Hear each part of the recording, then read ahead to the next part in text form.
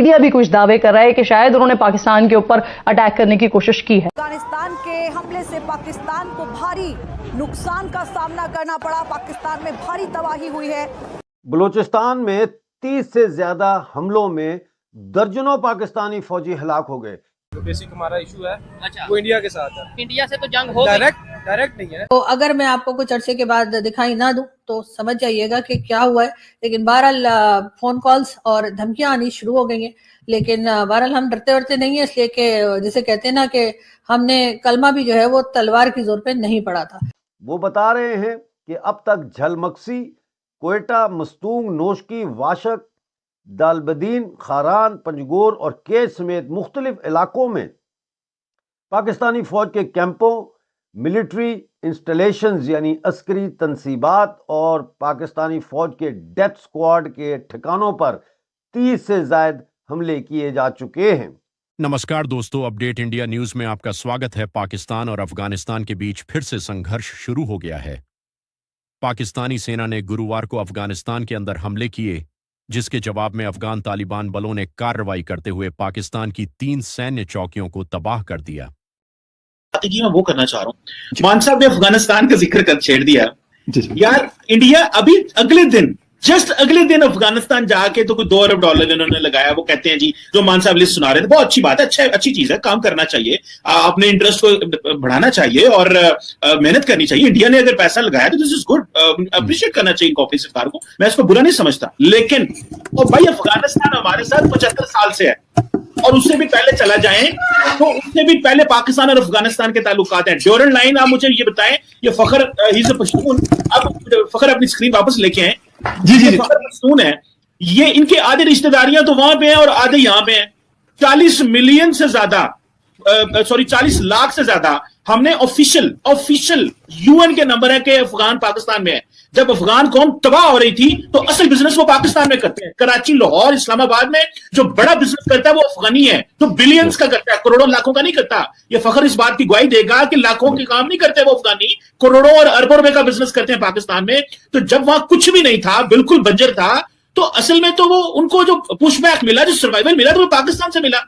तो वो सोसाइटी बहुत, देखें इंटरनेशनल कम्युनिटी में कि रशिया के या अमेरिका के वहां क्या स्टेक से क्या गंद मारा, और हमने भी एक वक्त में वहां पे क्या किया और नॉन स्टेट एक्टर तैयार किए जो हमें भी नहीं करने चाहिए थे। मेरी अपनी जाती राय है, मैं गलत समझता हूं, लेकिन माजी था उस वक्त की पॉलिसी यही थी। एक अनइलेक्टेड गवर्नमेंट थी पाकिस्तान में, मिलिट्री डिक्टेटर था, उसने कर दिया। लेकिन हमने जितना सपोर्ट किया अफगानिस्तान को, आपने तो अगले दिन, हमने तो पूरी की पूरी सोसाइटी बचाई है। आप तो अगले दिन गए हैं ना, उनके थोड़े से फौजी जाके दिल्ली में आपने यहाँ ट्रेन किए हैं और सारे का सारा अफगान बचे ही हमारे पास है। वो तो सोसाइटी सर्वाइव ही हमारे ऊपर की है, और जो आपने किया बहुत अच्छा किया है, मैं उसको भी अप्रिशिएट करता हूं। I won't take it as a bad thing. मैं चाहता हूं कि अगर एक कौम है, एक मुल्क है, मुश्किल में था, इंडिया ने रोल डाला, अमेरिका ने बचाया, यूरोप ने बचाया, नॉर्वे, स्वीडन, सबने अपना रोल प्ले किया, तो वहां पे ह्यूमन डेवलपमेंट के लिए काम किया, तो मैं भारत को भी अप्रिशिएट करता हूं। मैं सिर्फ भारत पाकिस्तान के कॉम्पिटिशन में ये नहीं कहूंगा नहीं तुसी ऐ नहीं कीता, दसाया कीता, नहीं। लेकिन जो असल सोसाइटी की जो बेस थी, वो बेस तो हमने उस सोसाइटी को बचाया। हाँ, पाकिस्तान के बारे में ओवरऑल एक इंप्रेशन अफगानिस्तान में की जो एलीट है उसने अच्छा स्टैब्लिश नहीं किया हुआ, एक पॉइंट। ये तो मैं, जो मान साहब ने बात की, मैं वो हाँ, जो आपने बात की फखर साहब जी डिफेंस के हवाले से, देखिए हमने न्यूक्लियर वेपन को शौक से नहीं बनाया। हमारे वो साबिक वजीर आजम चौधरी शुजात हुसैन कहा करते थे, आसान न्यूक्लियर बम शबराते नहीं चलाने, हाँ इंडिया ने चलाने। ये क्यों बनाए भाई? इंडिया ने बना लिए। अब हमारा ये था कि हम एक मुल्क थे जो इंडिया से आजाद होने के बाद हम अलहदा हो गए। अभी भारत एक बड़ा मुल्क था, कश्मीर पे कब्जा कर लिया, बेलिजरेंट था।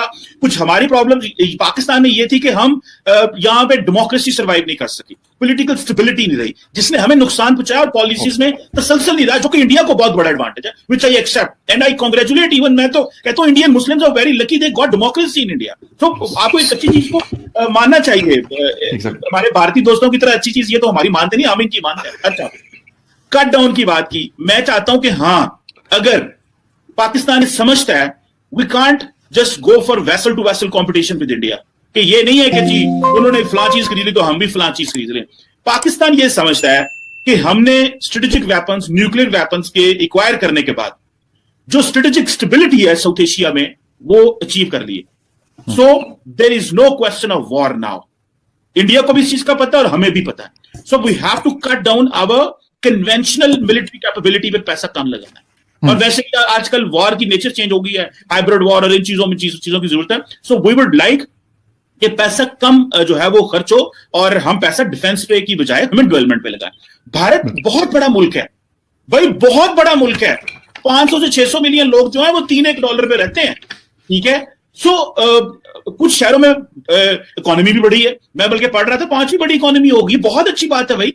आप जितना ग्रो करेंगे फायदा होगा, खित्ते को भी फायदा होगा, शायद पाकिस्तान को भी फायदा हो उसका, क्योंकि एक अच्छा स्ट्रांग नेबर चाहिए होता है आपको। जिस तरह भारत के बहुत सारे लोग ये ख्वाहिश करते हैं पाकिस्तान स्ट्रांग हो, हम भी, और हम अफगानिस्तान के लिए ख्वाहिश करते हैं कि यार अफगानिस्तान स्ट्रांग होगा तो हमारे मसाइल कम होंगे। तो हम चाहते हैं भारत स्ट्रांग हो, बहुत ज्यादा स्ट्रांग हो, इतना स्ट्रांग हो जितना चीन स्ट्रांग है, ताकि जिस तरह हम चीन के साथ अच्छे कारोबार करेंगे हमें फायदा होगा, भारत के साथ भी होगा। तो ऐसे भी मान साहब को जावांगे चंडीगढ़, उत्थे कहांगे मान साहब कॉन्ट्रैक्ट लै दिओ सानू, तो सानू कारोबार च पाओ कि साडे नाल उत्थे इन्वेस्टमेंटां करो, मतलब वी कैन डू दिस। सो हम तो चाहेंगे भारत जो है वो $5 ट्रिलियन की इकोनॉमी करे। I would personally would like it कि भारत में भी उतनी तरक्की हो, और Bharat is on a right track industry में, बिजनेस में बहुत मेहनत कर रहे हैं, चीजें उनकी अच्छी हैं, लेकिन ठीक है, डिफेंस पे हम पैसा कम करेंगे। ये पिछले 10-15 साल हमने थोड़ा ज्यादा लगाया, उसकी वजह ये थी कि दहशतगर्दी की जंग, और आपको पता है हमारा बड़ा नुकसान भी हुआ, हम इन चीजों में बस हम इससे अब बाहर निकल आए हैं। अब सिर्फ इकोनॉमी है और ट्रेड है। और एक बात जो मान साहब ने की थी कि ना भी होगा तो क्या होगा, मान साहब चलो मैंने कहा था वो जो आपने उसके रिस्पॉन्ड का, पाकिस्तान विल ग्रो, पाकिस्तान तरक्की करेगा, पाकिस्तान दुनिया के हर मुल्क के साथ कंपीट करेगा। हम पीछे रहे हैं।